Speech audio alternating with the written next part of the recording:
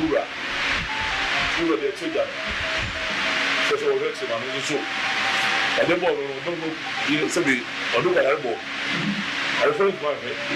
What would you do? Say, it really how to be my woman. So they told me to come. I don't know if you say something. I don't know about that. We got one there. You know what I said? Are you saying? I'm up on it. I don't know. You go to that. Because you will see how. I will show you. I don't mind. I do it. Okay, auntie, I now I'm Omanhene. Now say bonsu. Nana kwekra. Tonight was a busia penny ne. Ejira. Hene. Nana hwede boa. Ai. Hwede obema say hwede otoso mienu. One na eja akoma de fie. Omanhene they are reho beto santime renim. He's the occupant of the silver stool because in Ashanti region is second in command. Na akobasa no na say oyinde any asem kese na ato Asante. Enti no so verbal war. Canada Japan abronye face off at MPP thank you to. Yentie de ekoso. Say si amunko na munko ye thank you to afedi adane akutia. Yentie arrogance. And the dear Duru Babia Yadri. Raging ha, Moo Sammy 2 me 9 quite single constituency. I could catch you, be said. Yantuaba, my candidate, remove ye. More Menamutina Damukra, the Munsami Fro, be said to Abba, my particular candidate. But the Bilum Dimidi call ye campaign Riano. Omuria no ma concline. Abronia no Najibo, me a campaign.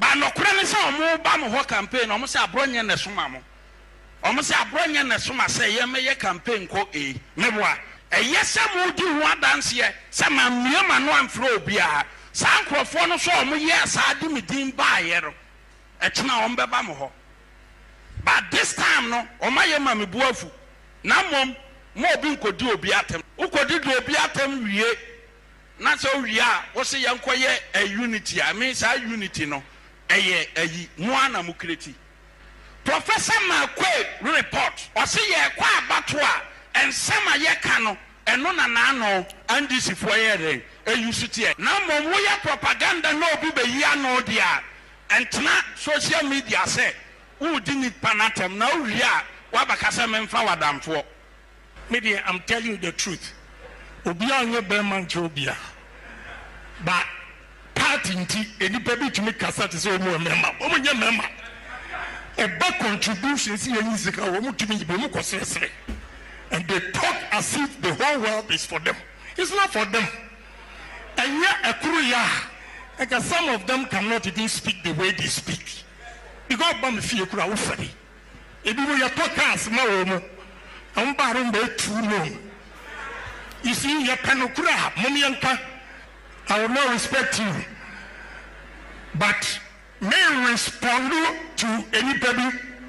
And yes, I can showdown. Anybody akuma wasuru ekasa yepe memo party mu di ankomo ye ma. Minisa was start means lesika. Mo here for promotion mu dibi kasa kokugro so. Ni sika fo. Please. Who born dog? Number to me a talk anyhow. Who bond number to me a talk anyhow. Kukuru.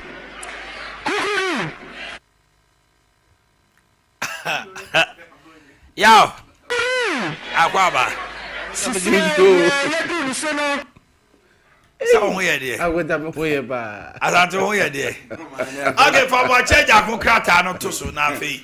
Memra mo China me jam na. And some now to jam to na basan say LPP more de say.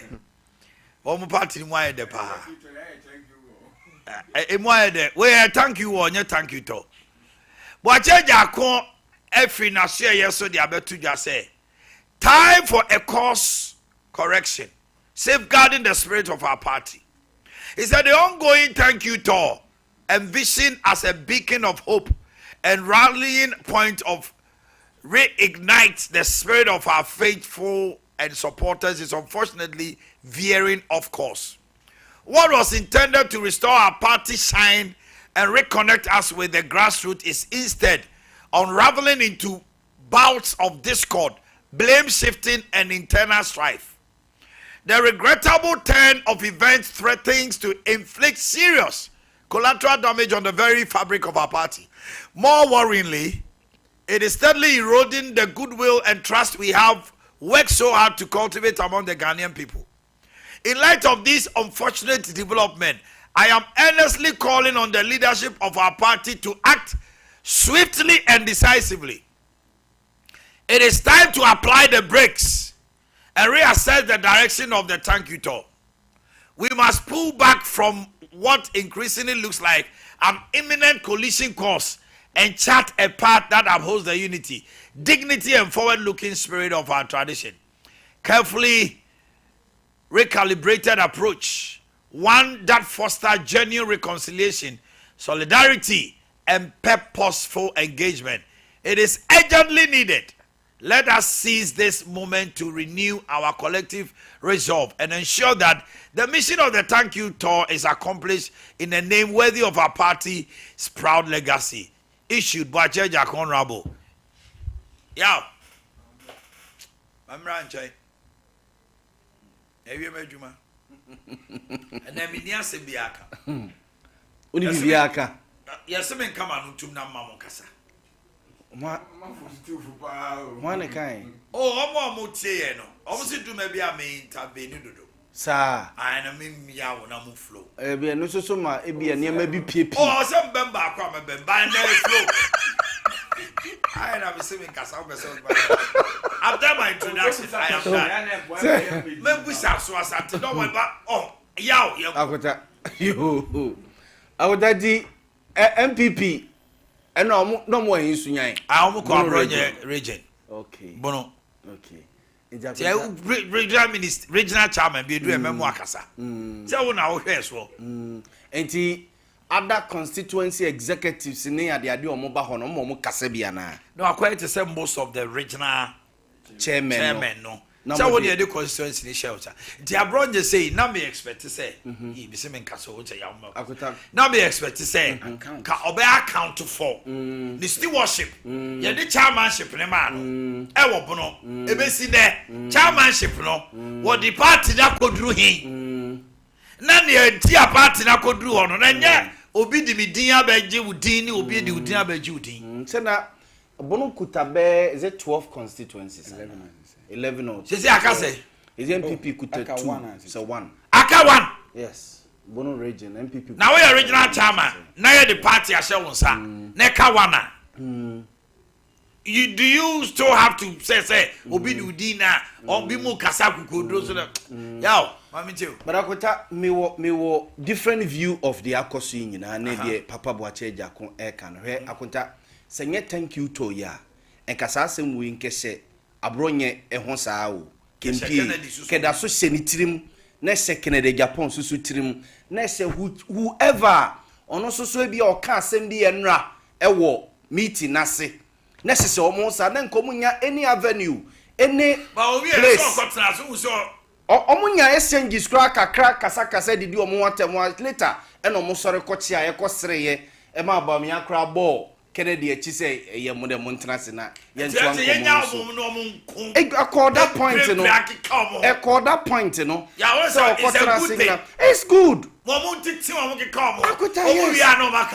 this time yeah and na wa wo pese wo dipani bi atamu bedi this time yeah na wa wo pese wo ka kire abronye se wo na wo ma ye lusu ye de sika se brel ye de pick up se brel ye de t-shirt dodo se brel ye de che se brel wan fa mayen akuta this is the time it is ya makwan amo mampo omu grievances ebi am ye constituency secretary na o se ye ma me t-shirt 10 me ko ye ma me 5 edu baby na ebi kra me pescato petro afa nipa de o makwa akoto aba sika na ma ne ye busa nipa ye di sika ne besi di so say adan no amfa sika na nko wo se bi adan nzuo toy nzuo no to bi e sika no foy so akotati omo ka say NPP thank you to any from enre begina saden abamia koka say arrogance of power and na hwan akota okọ region bia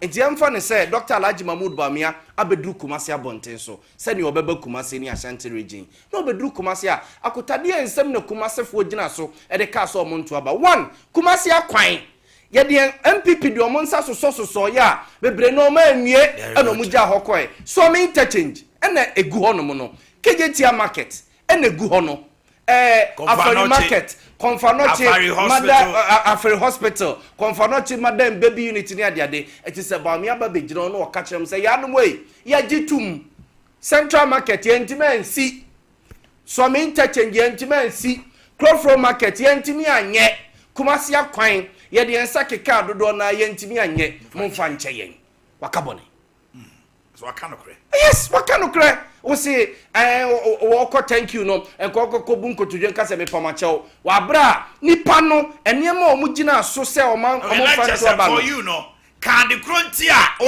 pachew yes card kronti o me pachew eno na nipa akomato ye yes ba wo ti me ka se pachew o enti na o pachew enti na o pachew ma me kwan usa akota etoda se o ka obi kasa bo ahya wa ha ne pa o ma no kwan ma obi so so ka ne nsem ni nyina awi a akomato no wonya obi akanasem akire no wonya mpanimfo no a the responsibilities ma wo mo so mo nya adwuma na wo mo anye no wonya wo mo aka akire mo face to face and maybe address next time yemfa sika no yemfa t-shirt no yemfa pickups no emesia so mesisu bio ye de bekwa ha anabi at this time ye be fra constituency secretary fo nyina sa mo mrankran obi ametu ni pickup no mfa